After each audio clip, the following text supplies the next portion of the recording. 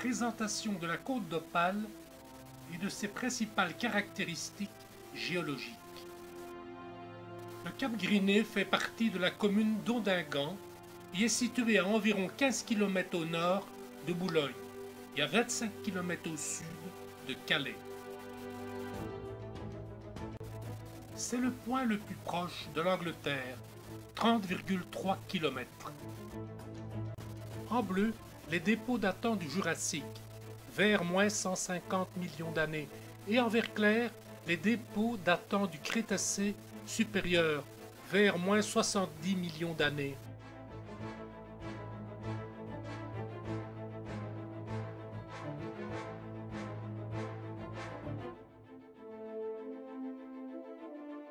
Depuis 540 millions d'années, d'un point de vue tectonique et sédimentaire, la Terre a évolué. Observez le décompte en millions d'années dans le cercle rouge au-dessus de la map-monde qui suit.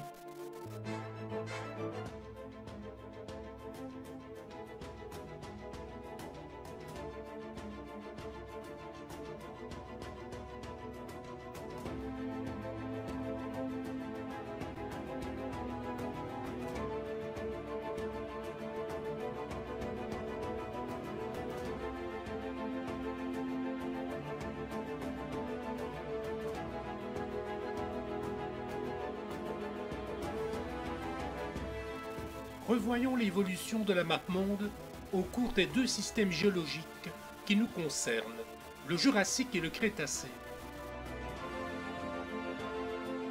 Pendant le Jurassique, moins 203 à moins 146 millions d'années, les continents pivotent légèrement dans le sens des aiguilles d'une montre et l'océan Atlantique Nord s'agrandit.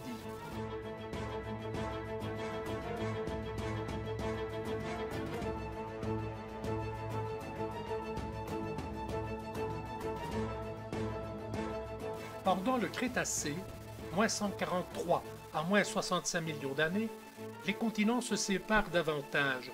Ce qui sera l'Inde migre depuis le sud vers le nord-est, vers ce continent qui deviendra l'Asie. Le futur continent australien se met en place en se déplaçant du sud vers le nord-est.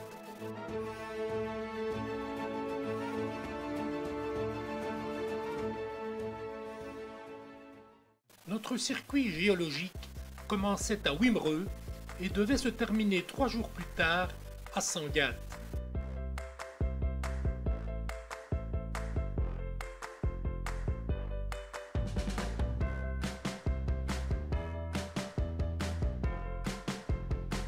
Soit environ 32 km sur le chemin côtier le plus proche de la mer et des falaises. Des 32 km prévus, 25 devaient être parcourus sur les plages elles-mêmes. Première étape prévue de notre expédition géologique, jour J, Ostende-Wimereux. Nous avons quitté Ostende en pleine tempête, munis à l'avant-plan de bouteilles pour nos prélèvements d'eau de mer.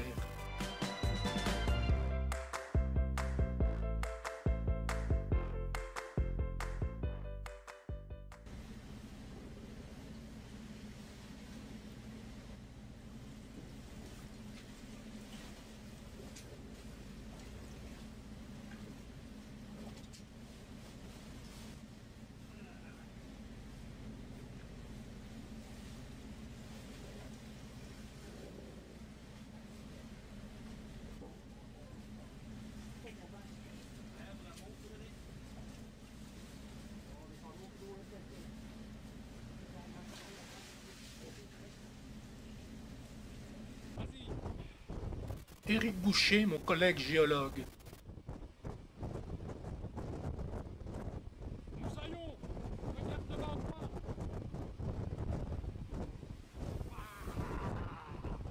Ok Éric, on a compris. C'est bien plus confortable en bas.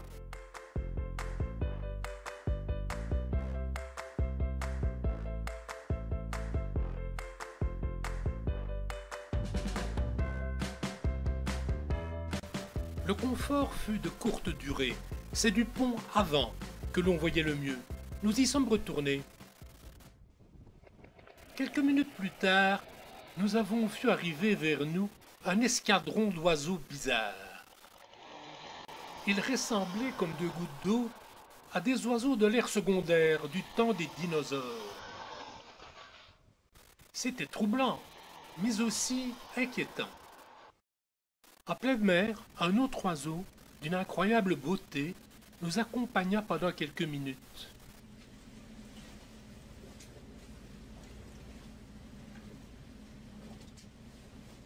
Mon glossaire nous apprit qu'il s'agissait d'un Rhamphorhynchus muensteri et confirma que nous avions affaire à un ptérosaure de la période jurassique.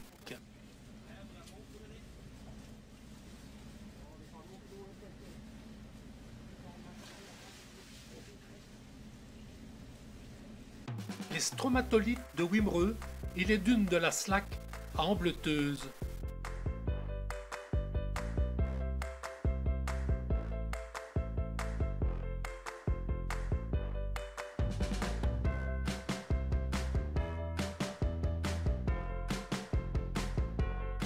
Comme d'habitude, nous avions réservé la première nuitée à Wimereux-Mer. Après notre installation à l'hôtel Saint-Jean, nous avons fait le tour de la station balnéaire en nous rappelant nos dernières visites et nos souvenirs paléontologiques.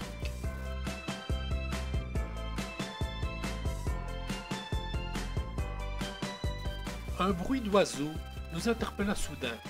C'était étrange. Je pensais un moment au film d'Alfred Hitchcock.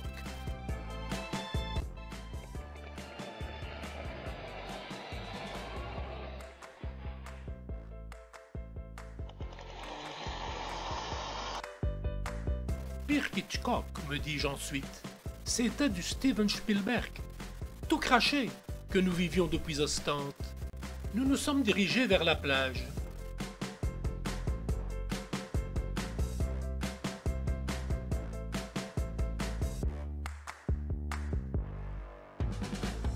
Comme la musique que vous entendez, notre état d'esprit est encore malgré tout constructif et décidé à réaliser de nouvelles découvertes géologiques.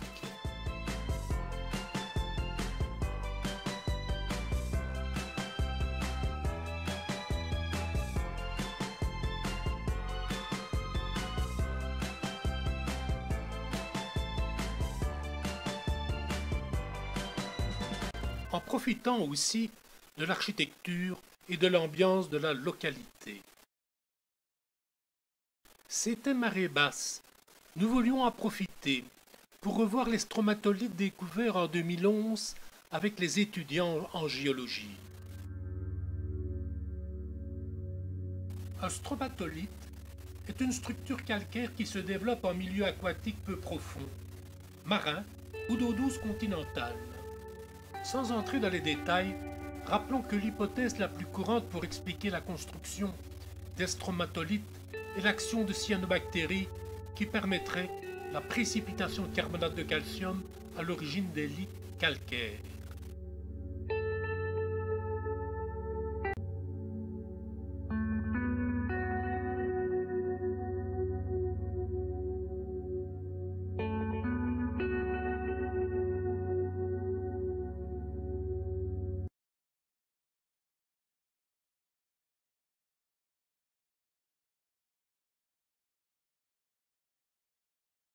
Bien qu'Éric et moi n'ayons pas abusé de boissons alcoolisées dans la soirée, je mis du mal à m'endormir après avoir vu depuis la fenêtre de ma chambre d'hôtel un étrange animal que je pensais être un chien de race, avant que je ne constate, éberlué, qu'il ressemblait à un reptile de l'ère mésozoïque, et pas n'importe lequel, non, je n'ose pas vous le dire.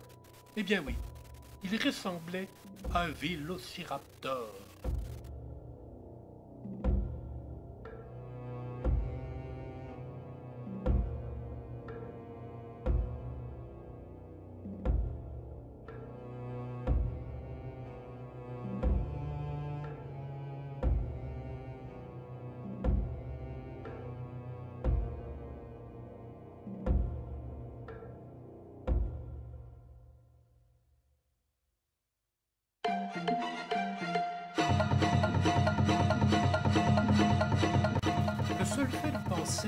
vélociraptor me fit un moment douter de mes propres perceptions. Comment pouvais-je imaginer cela? Jusqu'à cet instant, le seul animal vivant qui m'avait vraiment fait penser aux dinosaures était l'énorme varan, que j'avais croisé aux eaux de Londres en 2009. Je l'avais observé longtemps, dans l'attente qu'il bouge ou cligne des yeux. Et bien que sa morphologie me faisait penser à la leur, je n'ai jamais imaginé un seul instant que le dragon de Komodo était un dinosaure.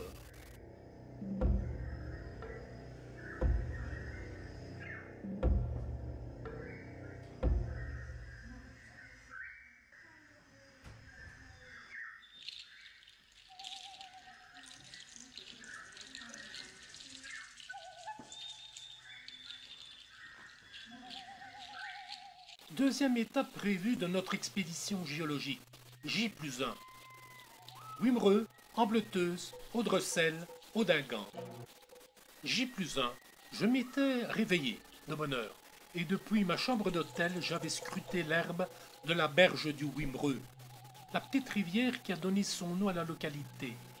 L'animal de la veille ne se manifestait plus.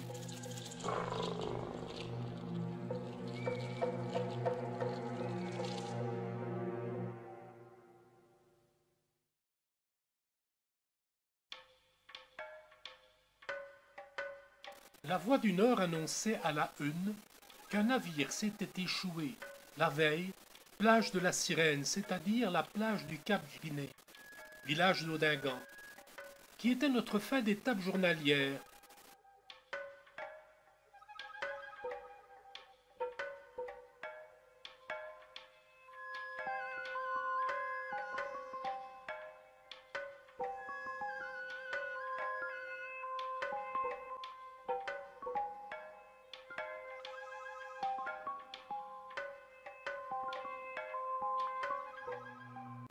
Inconscience, impertinence ou défi devant les événements que nous vivions, je l'ignore, mais en tout cas, Eric et moi avons décidé de poursuivre notre expédition côtière. Le taxi de l'hôtel ayant accepté de nous emmener nos valises à Audingan, notre fin d'étape journalière prévue. Depuis la plage de Wimereux, on pouvait voir au loin le village d'Ambleteuse.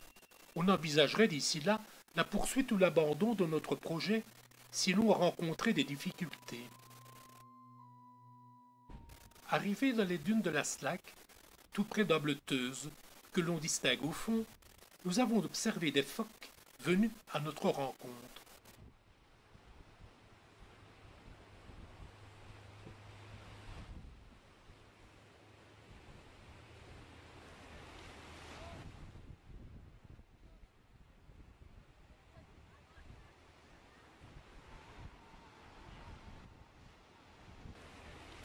Un riverain vint vers nous et nous expliqua ce qu'il avait vu la veille au soir sur cette plage, le jour du naufrage du cargo, en me demandant de ne pas le filmer.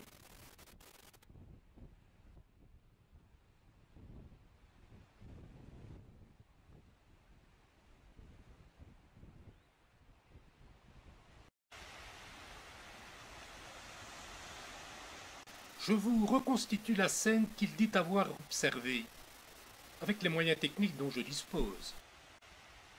Le phoque nageait, nous dit-il, et nous envoyait des messages très audibles. Soudain, autour de lui, j'ai vu apparaître des mâchoires dentées d'un animal que je n'avais jamais vu en tant qu'ancien marin.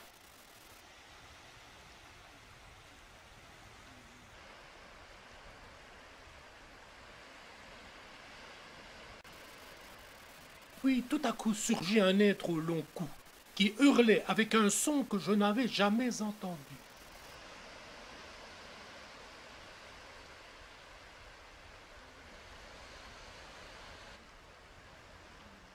Le phoque avait peur, il semblait m'implorer pour sa défense, poursuivit le riverain. Le monstre a tournoyé autour du phoque, a plongé, puis il l'a englouti, comme moi j'engloutis une huître, précisa-t-il.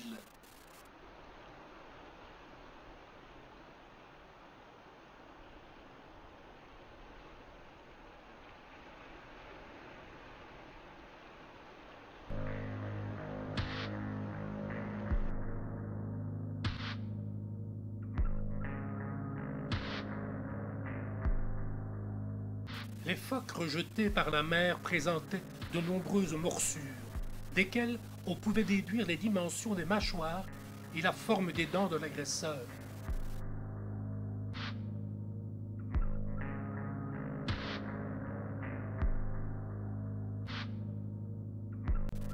Les phoques rejetés par la mer furent rassemblés puis chargés dans un camion frigo.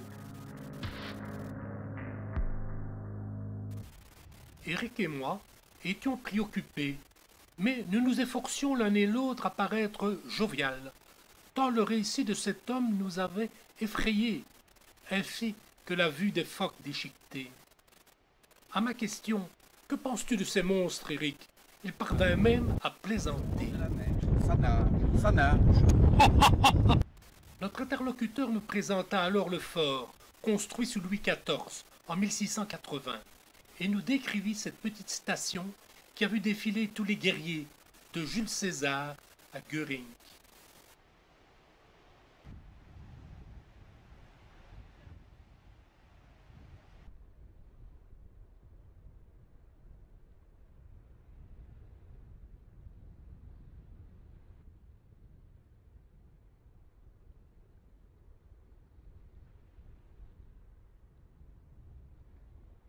Un nouvel escadron d'oiseaux nous obligea à nous coucher sur les cailloux. Nous n'étions pas encore habitués de les appeler reptiles.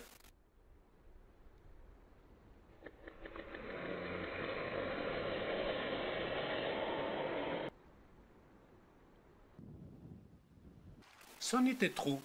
Nous avons pris le bus côtier, le Colvert, appelé aussi Oscar, pour nous rendre dans la localité voisine d'Audrecel. Alors que le chauffeur mettait le bus en marche, deux drôles nous survolèrent.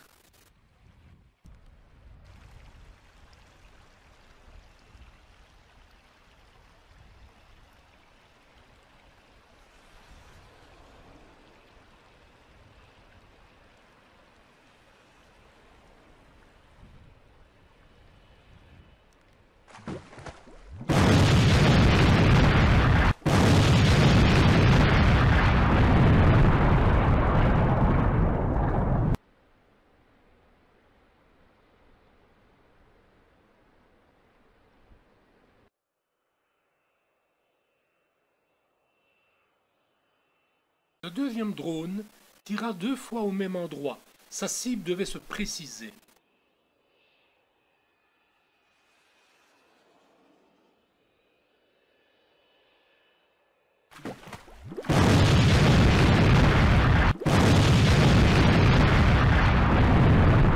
D'après la description du riverain et des moyens mis en œuvre pour détruire ces animaux, j'en conclus que ce devait être une espèce dangereuse qui pouvait bien être un reptile marin que l'on pensait éteint. Il devait s'agir d'un plésiosaure plutôt que de l'ichthyosaure, si je m'en réfère au squelette du musée d'histoire naturelle de Londres.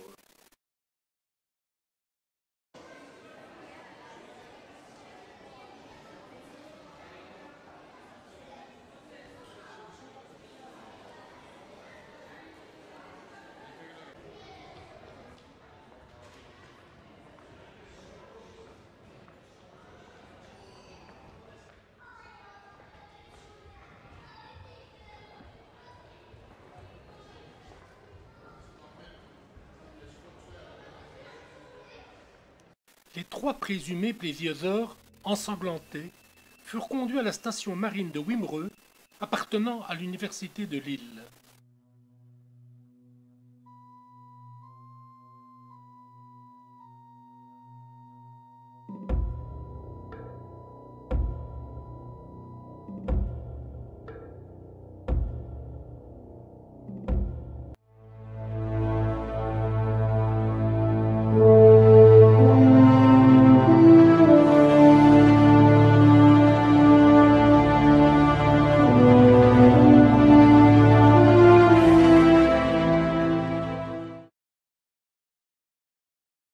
Rappel du premier film.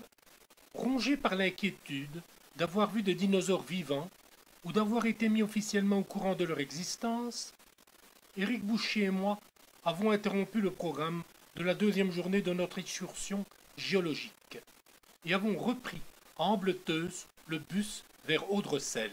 C'est à partir de cette localité que ce deuxième film de 5 va vous conter la suite de notre aventure. Comme vous le montre cette carte, nous nous approchions du Cap Griné. Le village de Dressel était encore endormi.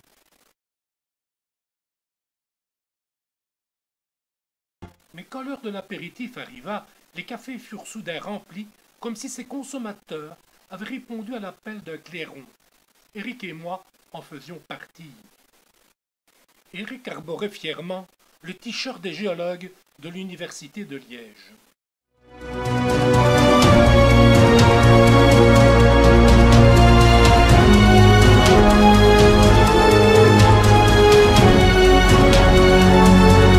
Quant à moi, dans l'épicerie en face, sur la même place, je portais mon éternel chapeau australien. Un homme de la rue des Méduses, en face du Cap en Cap, semblait complètement médusé quand il raconta qu'il avait vu 2 tyrannosaures sur la plage du Noirda. Cette plage, située au nord du village, en direction du Cap Griné, faisait l'objet de toutes les conversations.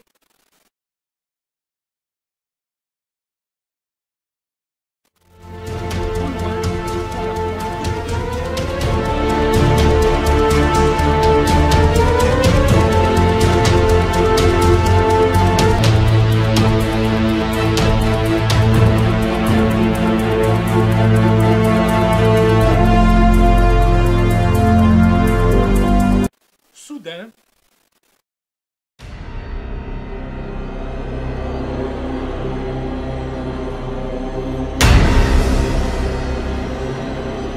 ce qui faisait rire les consommateurs du café, dont l'un, avec une casquette de marin, cria, même en guise de moquerie, « Mettez un verre à l'équipage !» Les moqueries allaient bon train, mais ces gens savaient bien peu que l'homme médusé connaissait l'épouvantable réalité.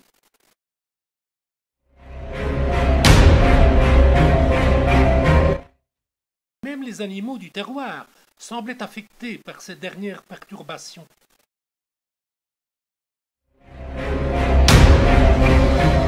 L'évolution des dinosaures ne s'était donc pas arrêtée après l'impact météoritique d'il y a 66 millions d'années. Quelles évolutions de vie et d'intelligence allait-il nous présenter? Et d'où provenait-il?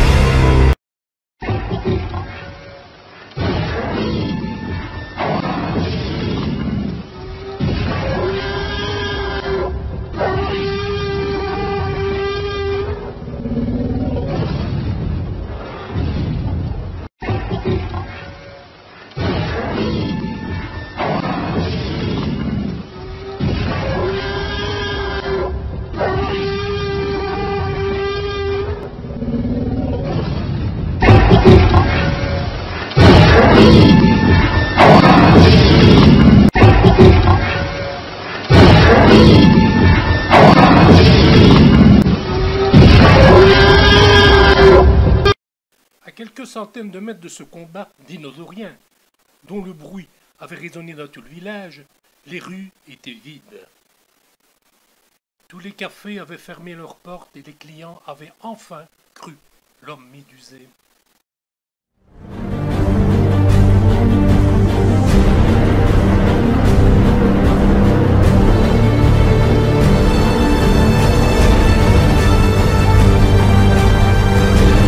Nous avons repris Oscar, la navette Boulogne-Calais-Boulogne.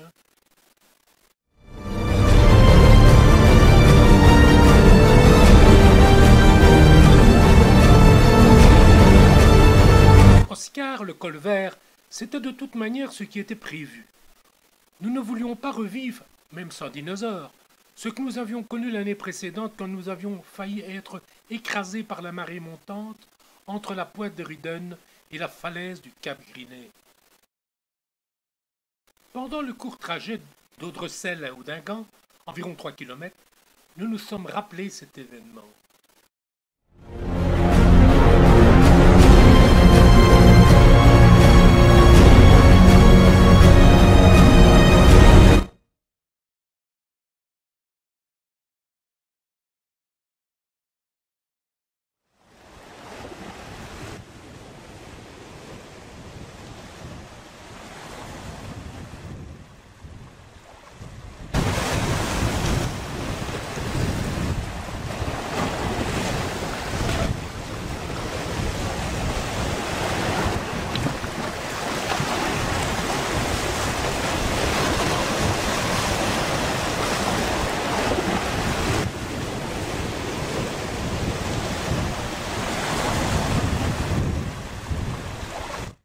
Nous avions alors escaladé la falaise et nous étions retrouvés dans l'enceinte occupée par le phare et les importantes installations de surveillance maritime.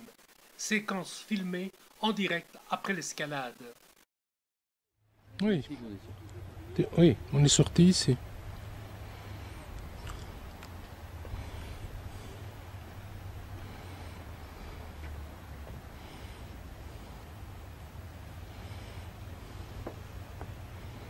Et on a été coincé là.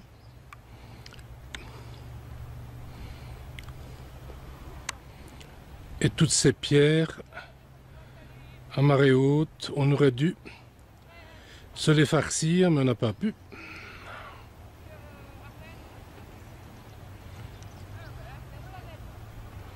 Et on a dû franchir cette clôture.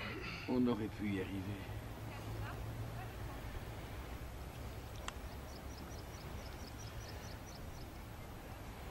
Quand je récapitule, je n'ai qu'un seul regret. Regret que nous n'ayons pas réussi. Mais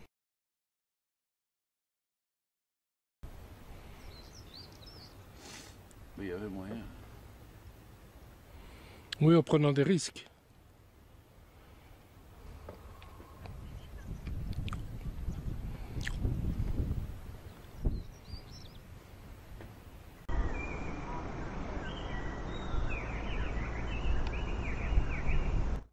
« 24 heures sur 24, 7 jours sur 7, surveillance du trafic maritime dans le Pas-de-Calais, point de contact pour les navires français à travers le monde. »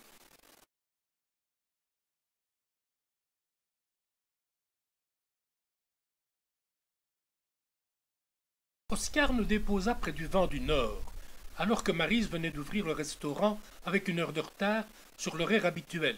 Dinosaure oblige.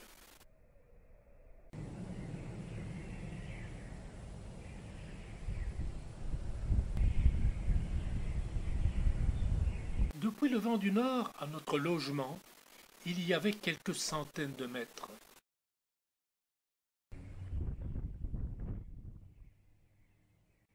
L'appartement était situé au premier.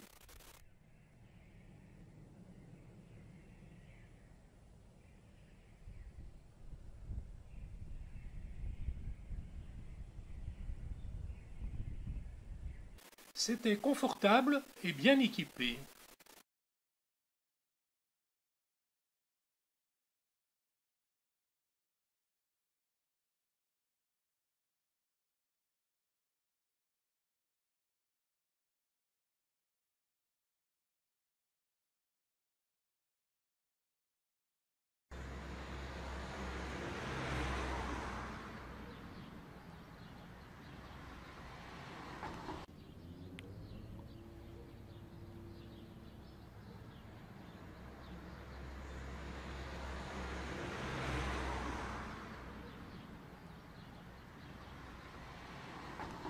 Pendant qu'Éric était allé réserver une table chez Maryse, et en attendant nos valises, qu'allait nous apporter un taxi venant de l'hôtel Saint-Jean de Wimereux, je fis les 100 pas dans la cour. Je fus soudain face à face avec un vélociraptor comme celui que j'avais vu à Wimereux. Décidément, moi qui avais caché à Eric la vérité sur le vélociraptor de Wimereux, de peur d'être pris pour un schizophrène, il fallait encore que je sois seul au moment où cette espèce se présentait à nouveau devant moi.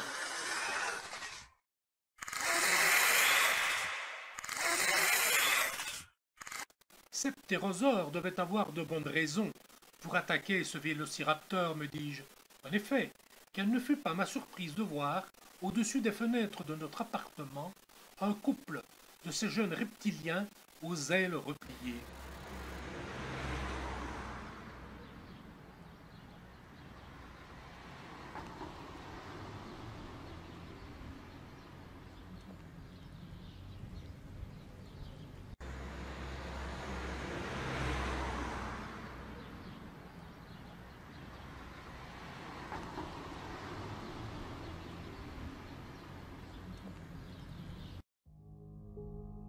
Et voici ce qu'Eric a vu depuis chez Maryse. Heureusement, la terrasse était inoccupée.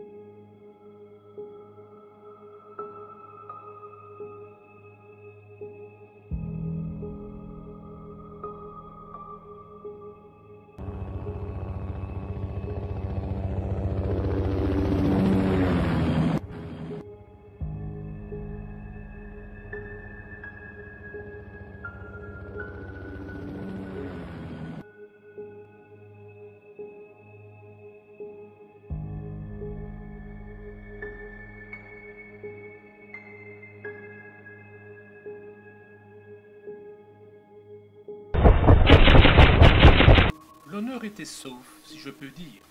Eric avait vu lui aussi le vélociraptor et j'étais rassuré sur mon éventuelle schizophrénie. Maryse ferma aussitôt ses portes. Eric m'a rejoint avec le repas emballé et a été accueilli par deux hirondelles tremblantes qui avaient trouvé refuge dans l'appartement.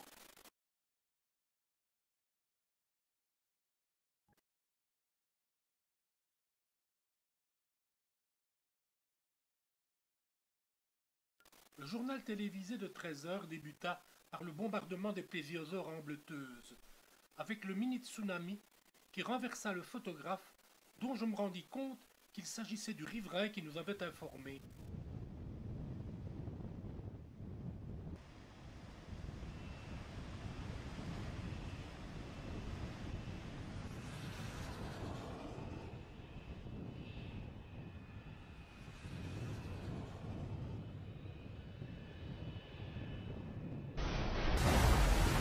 Eric et moi avons zappé sur toutes les chaînes en quête d'autres informations.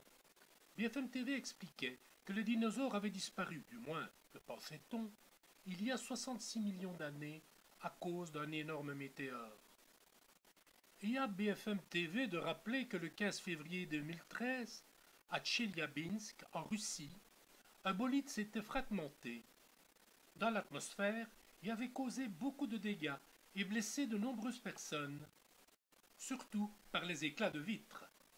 Retrouvez l'appli BFM TV sur votre mobile. Sur le web, retrouvez bfmtv.com.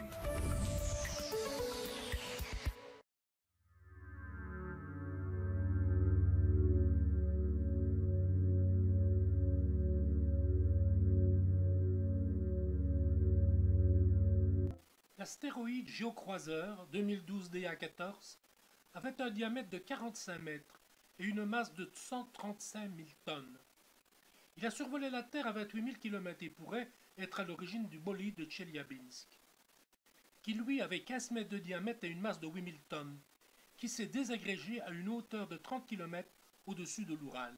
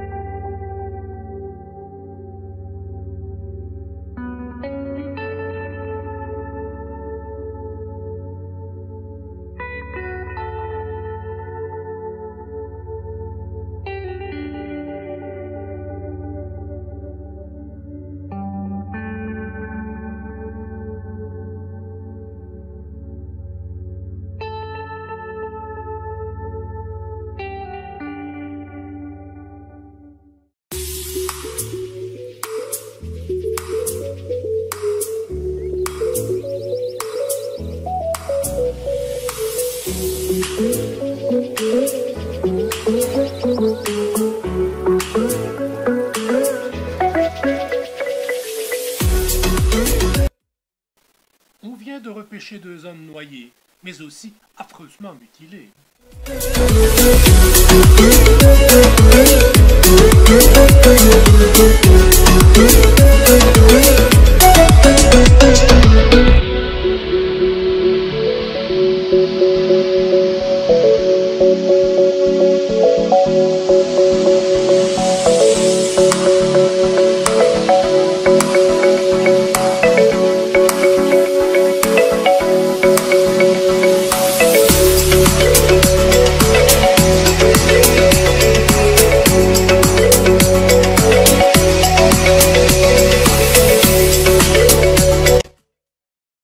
Voici qu'apparaît la tête d'un brachiosaure, surmontant un long cou.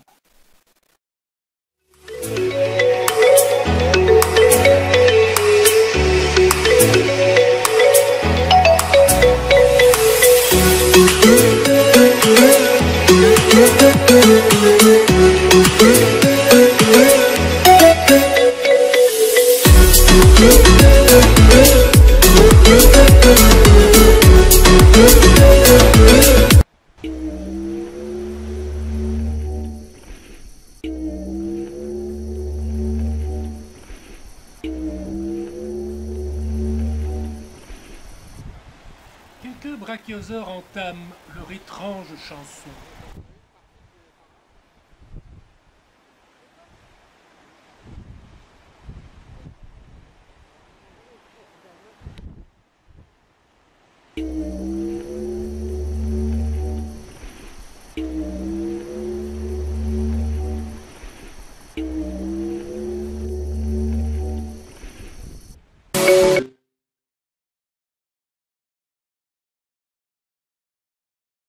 Rien de plus frustrant que de loger à 2 kilomètres à vol d'oiseau de la plage de la Sirène et de savoir que cette année, nous serons obligés de renoncer à notre visite géologique, mais aussi gastronomique.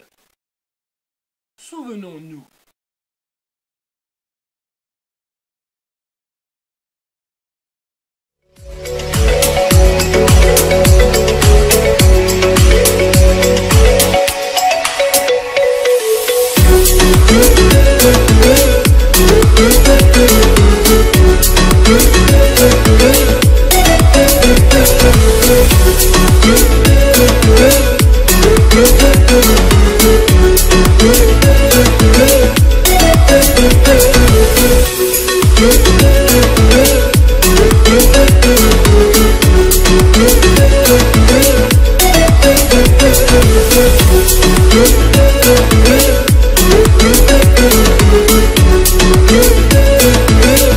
Le premier anticlinal ci-dessous présente des strates de calcaire et de grès liées au plissement alpin.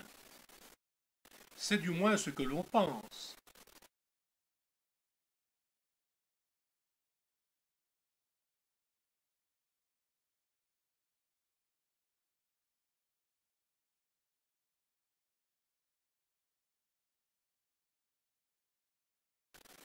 Et ces arcs de cercle concentriques et asymétriques sont des vestiges d'un autre anticlinal érodé et faillé.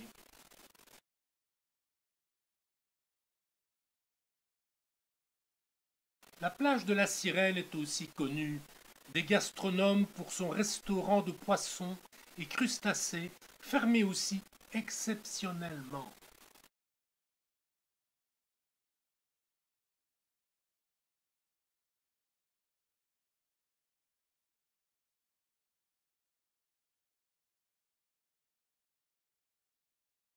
Le souvenir, rien que le souvenir, de l'excellent crabe que nous dégustions avec cette vue exceptionnelle sur cette plage jurassique, nous suffisait aujourd'hui face au danger que représentait ce lieu. J'y ai amené plusieurs fois ma famille, dont mon petit-fils Robin.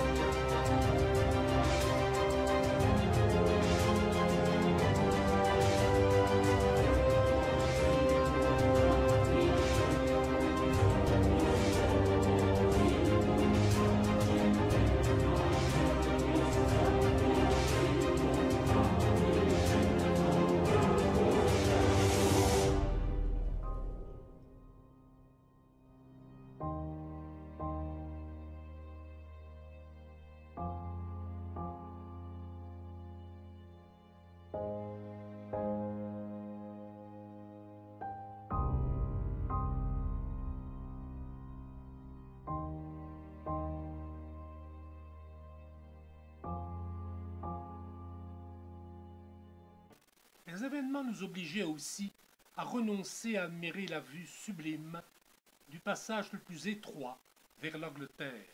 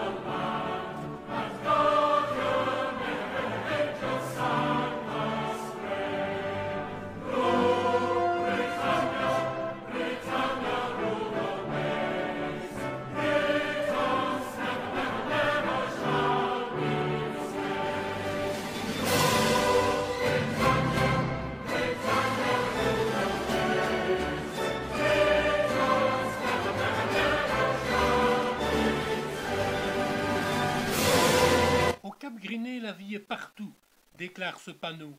Nous ne le démentirons pas en effet.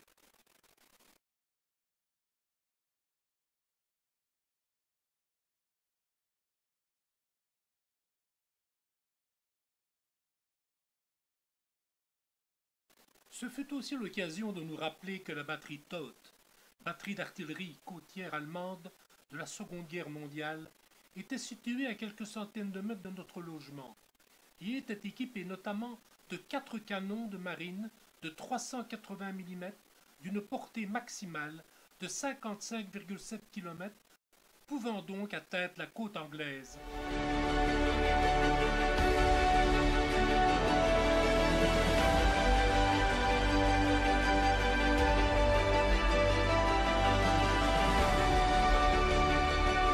En cette fin de soirée du deuxième jour, nous avons surveillé la cour, fermé les fenêtres et observé l'horizon avec nos jumelles jusqu'à ce que la nuit tombe. Pas de vélociraptor, pas de ptérosaure en vue. Nous avons passé la soirée et une partie de la nuit devant la télévision. BFM TV avait consacré une émission sur le trafic au Cap Griné en reconstituant l'accident de l'avant-veille et en rappelant que la flotte russe y était passée en octobre 2016 pour se rendre en Syrie.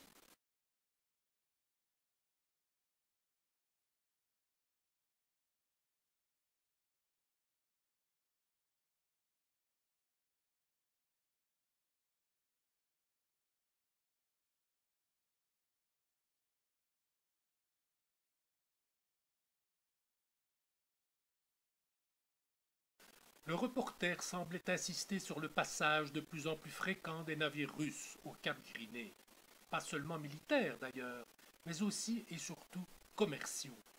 Il y avait dans son message une volonté de dénigrer quelque peu les marins russes, laissant sous-entendre que le capitaine du navire naufragé sur la plage de la Sirène s'était endormi à la barre après avoir consommé trop de vodka.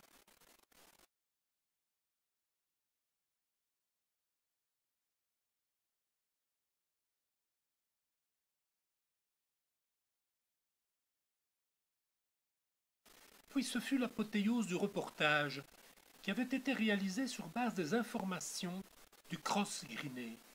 Plus les séquences se succédaient, plus on se demandait si cette information n'allait pas se transformer en une incitation à la panique générale, tant les images étaient surprenantes.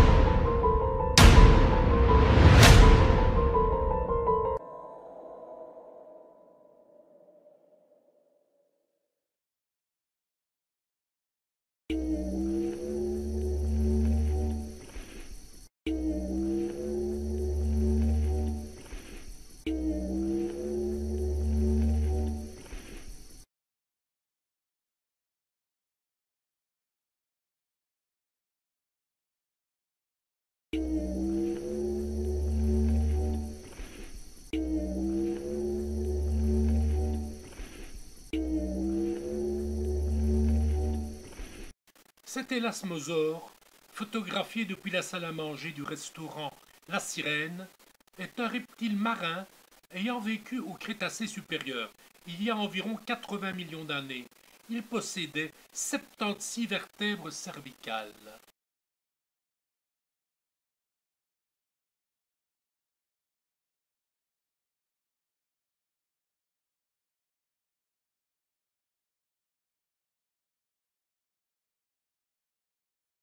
Un peu plus loin, en direction de 800, le long du parc à moules, un ankylosaure se déplace prudemment en balançant la masse située au bout de sa queue. Soudain, l'ankylosaure semble faire du surplace. Qu'a-t-il vu dans le parc à moules?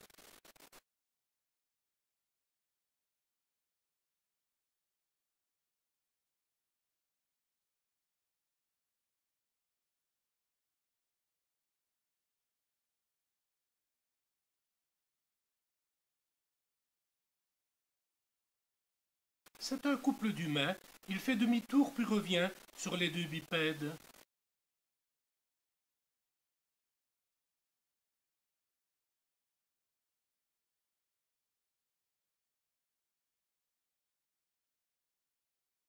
L'ankylosaure sera abattu par un tireur d'élite depuis la falaise gréseuse et le couple sera sauvé.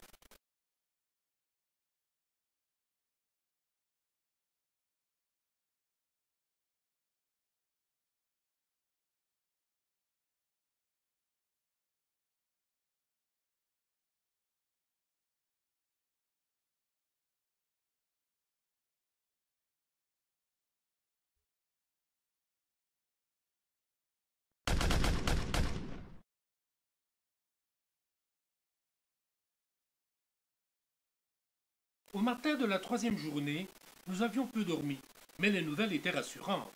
Oscar avait repris son service et allait nous conduire à 800, où nous allions commencer notre étude des tourbes de la localité et la collecte de fossiles du Crétacé.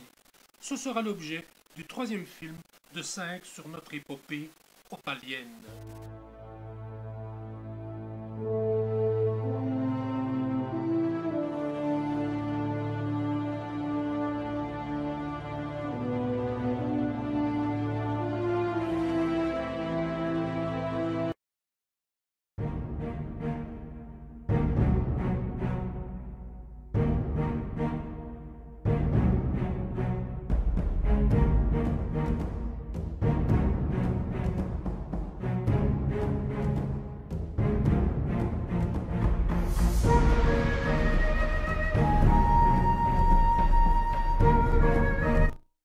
Rappel des deux premières vidéos de 5 retraçant notre périple opalien. Arrivé l'avant-veille à Wimereux, en bateau depuis Ostende, Boucher, mon collègue géologue et moi avons connu bien des déboires qui ne nous ont pas permis d'effectuer les recherches programmées. En effet, depuis Ostende, nous n'avons cessé de modifier notre trajet et notre projet pour éviter les dinosaures échappés de la cargaison du bateau russe, naufragé au Cap Griné. Installés à Houdingan, nous sommes restés cloîtrés dans l'appartement devant la télévision qui n'a cessé de nous rappeler des événements peu réjouissants. Cette troisième vidéo de 5 est relative à la troisième journée où nous avons décidé d'échantillonner et d'étudier les tourbes de Tardingan et 800.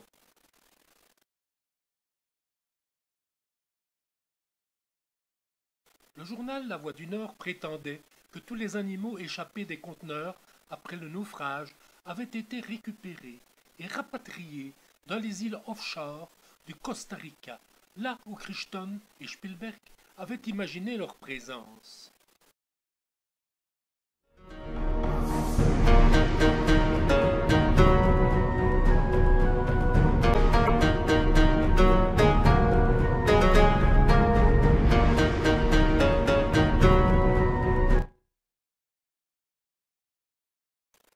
Le village de 800 semblait encore endormi quand Oscar nous y amena.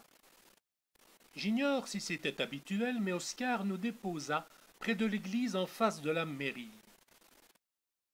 Puis il alla se garer sur la place.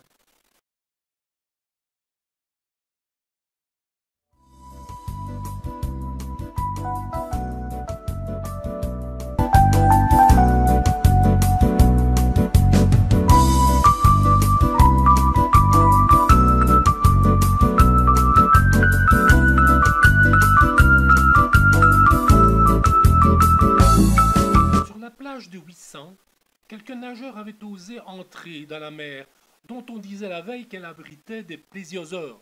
Le savaient-ils? Mais où étaient les maîtres nageurs CRS?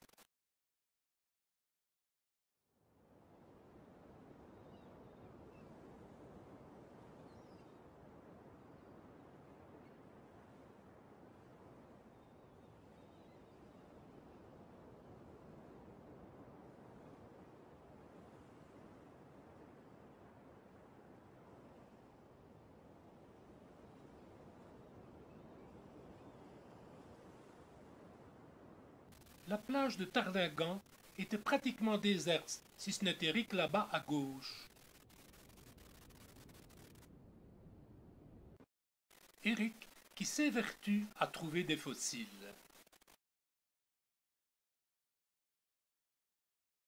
La tourbe qui affleure à cet endroit contient souvent des dents et des os datant d'environ 3000 ans jusqu'à l'époque gallo-romaine.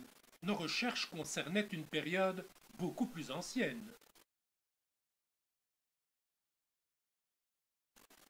Une rafale de mitrailleuses se fit entendre depuis les dunes.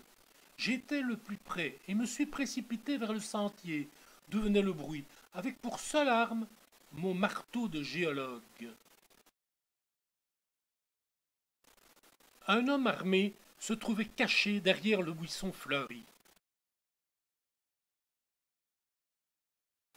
Dès que je suis passé par ce sentier, il m'a interpellé. « Attention !» cria-t-il, relevant sa mitrailleuse. Des ptéranodons arrivaient au loin. Puis il mitrailla l'escadron qui se présentait face à nous.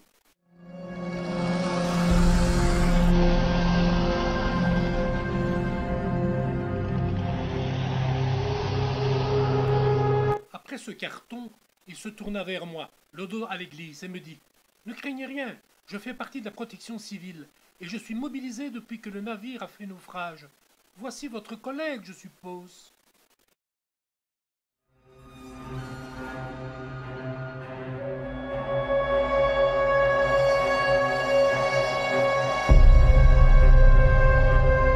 Eric ne semblait pas inquiet. Il venait me montrer un coquillage très spécial.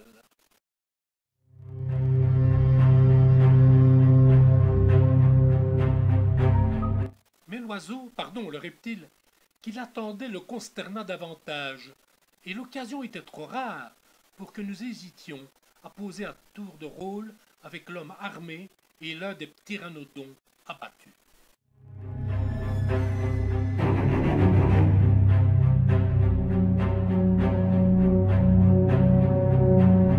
Plusieurs préhistoparcs nous avaient déjà fourni une excellente reproduction de ce ptérosaure, mais le voir et le toucher, en chair et en os, procurait un plaisir peu commun. Vous imaginez bien qu'il eût fallu être inconscient pour poursuivre notre enquête sur les tourbes. Cette fois, c'était évident, il fallait abandonner la partie. Ces effrayants volatiles confirmaient que le danger restait permanent. Apercevant au loin l'église de Tardingan, nous avons décidé de retourner à pied, par la D940. Il n'y avait plus que 2,5 km pour rejoindre Audingan et des humains susceptibles de nous apporter de l'aide en cas d'attaque dinosaurienne. Du moins, efforcions-nous de le penser, car ce tronçon de route était plutôt désert.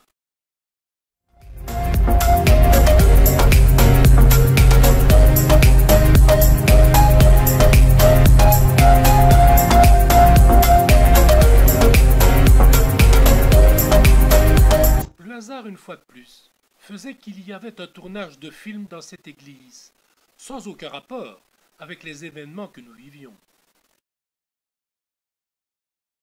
Le chasseur de reptiles nous accompagna jusqu'à la D940. Sur le trajet, ayant vu mon marteau, le sac rempli de tourbes et le coquillage d'Eric, il nous dit « Je suppose que vous êtes des géologues. Nous avons besoin de 2 géologues pour étudier certains lieux, d'où proviennent ces animaux. Regardez BFM TV ce soir, vous comprendrez. Voici mes références, ajouta-t-il, en nous donnant sa carte de visite. Et il nous dit au revoir.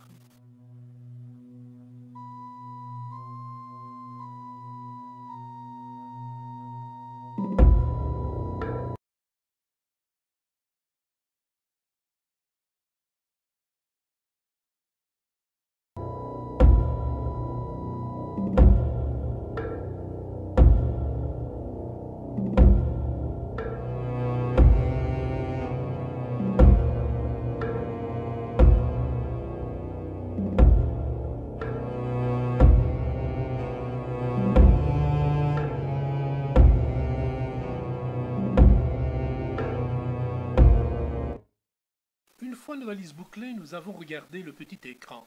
Comme d'habitude, BFM TV nous informait des derniers événements et ces reportages de la soirée étaient inspirés de l'actualité récente. Les lieux de tournage de Jurassic Park n'étaient pas programmés par hasard et la remarque du bénévole de Tardingan me torturait l'esprit. « Regardez BFM TV et vous comprendrez », m'avait-il dit. L'émission s'intitulait « Les îles sont créatrices d'emplois ». Le reportage commençait par une invitation au voyage, en présentant les superbes vues de Hawaï où avaient été tournées des scènes de films de Jurassic Park. L'île la plus septentrionale des îles Hawaï, l'île de Kauai, fut utilisée pour les scènes extérieures d'Isla Nublar. Photo suivante.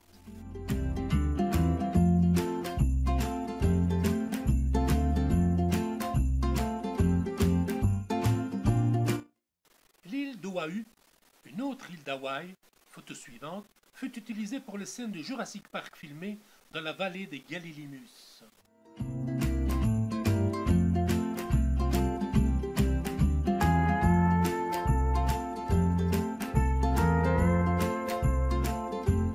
Souvenons-nous de l'acteur Sam Neill et les deux enfants se trouvant tout à coup au milieu d'une horde de Gallimimus poursuivis par un carnivore.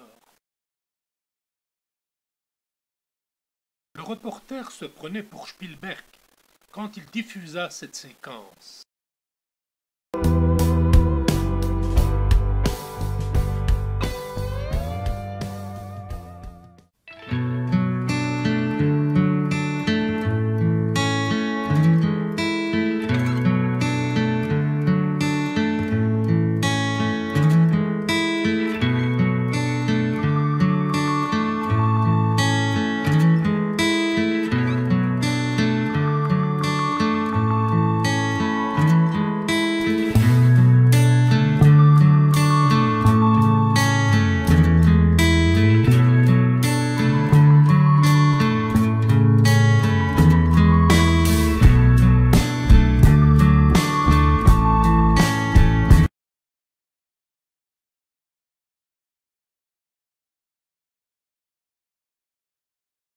C'était bien lui, c'était le bénévole de la protection civile de Tardingan.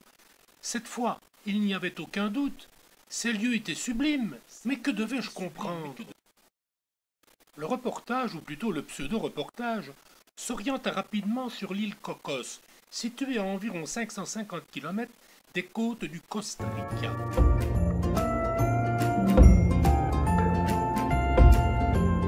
Et ce bateau russe qui passe le canal de Panama avec son chargement. Sans commentaire, apparemment. Oh, que tout cela est étrange. Isla Nublar n'existe pas dans la vie réelle, insista le journaliste. Elle a été créée uniquement pour le film Jurassic Park, mais sans doute a-t-elle été inspirée de l'île Cocos, également située au large des côtes du Costa Rica. D'ailleurs, la traduction de Isla Nublar, île nuageuse, rappelle l'île Cocos, la seule de sa région dotée de forêts nuageuses. Les bateaux de tourisme sont nombreux à joindre l'île au continent et à entretenir la saga dinosaurienne.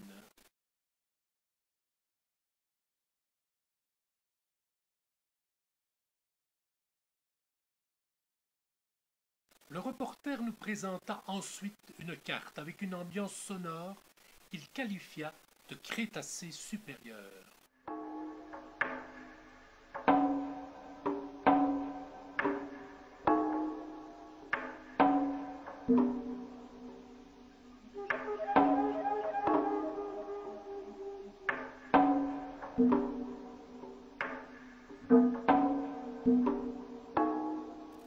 Cocos, de 23 km, est situé à 550 km au large du Costa Rica et n'est accessible que par bateau. Au départ de Punta Arenas, un trajet de 32 heures.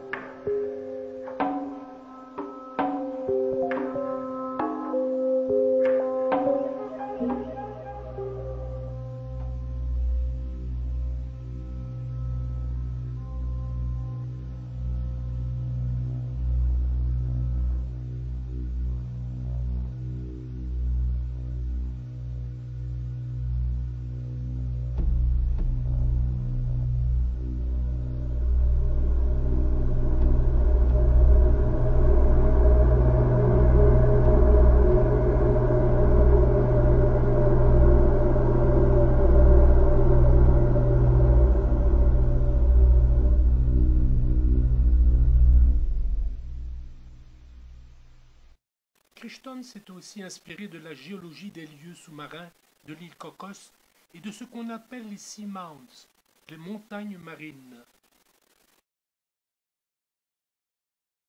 Souvenons-nous, lors de l'arrivée en hélicoptère dans le livre de Crichton, John Hammond, Richard Attenborough dans le film, explique que l'île est une montagne immergée, résultant d'un ancien phénomène de volcanisme désormais éteint, mais dont elle conserve certaines caractéristiques.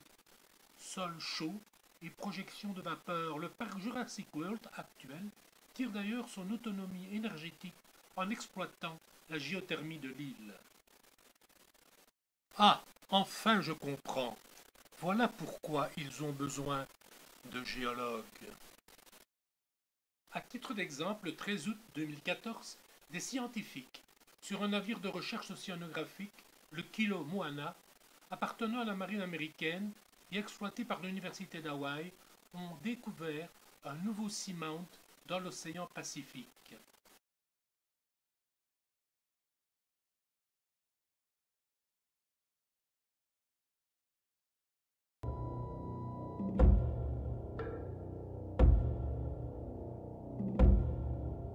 Deux lectures conseillées. La dernière île au trésor, de Robert Vergne, et le récit de la fabuleuse aventure à l'île Cocos par Robert Charroux. De nombreux pirates ont fréquenté cette île, surnommée l'île au trésor, étant donné le nombre de trésors qui y furent enfouis dans plusieurs grottes. Les premiers visiteurs de l'île furent alors les chasseurs de trésors du monde entier, qui ont entrepris plus de 500 expéditions entre 1846 et 1997. L'écrivain Robert Louis Stevenson s'en inspira pour écrire l'histoire de l'île au trésor en 1881. L'île a été classée patrimoine mondial de l'UNESCO en 1997 et les fouilles sont désormais interdites par le gouvernement du Costa Rica afin de ne pas dénaturer le site. Une aire marine protégée a été délimitée autour de l'île et à son tour classée patrimoine mondial de l'UNESCO en juin 2002. Monsieur le bénévole, vous n'êtes qu'un pirate, m'écriai-je.